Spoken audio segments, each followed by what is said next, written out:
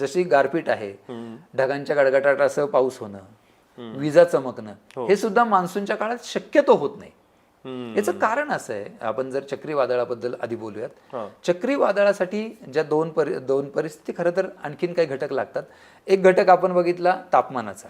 समुद्राचं तापमान 26.5 degree Celsius किंवा 27 डिग्री सेल्सिअस किंवा त्यापेक्षा जास्त असलं तर होणार. समुद्रात खूप मोठ्या प्रमाणात पावसाचंही पाणी येत असतं, त्याच्यामुळे सरफेसचं जे तापमान आहे हे तेवढं वाढण्याची शक्यता कमी होऊन जाते.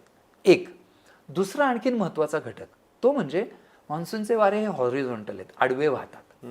आता आपल्याला चक्रीवादळ बनण्यासाठी दुसरा एक महत्वाचा फॅक्टर काय आहे, महत्वाचा निकष काय हवा आहे आपल्याला, की वारा जो आहे तो खालपासून वरपर्यंत हा त्याच्या वेगामध्ये फारसा फरक नको आहे.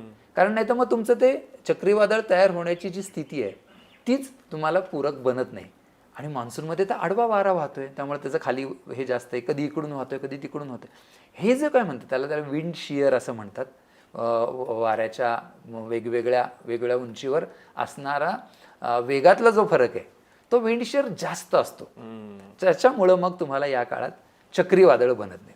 आता गारपिटीचं काय, तर गारपिटीला सुद्धा वारा खूप वर गेला पाहिजे आणि मान्सूनचा जो वारा आहे तो हॉरिझॉन्टल आहे.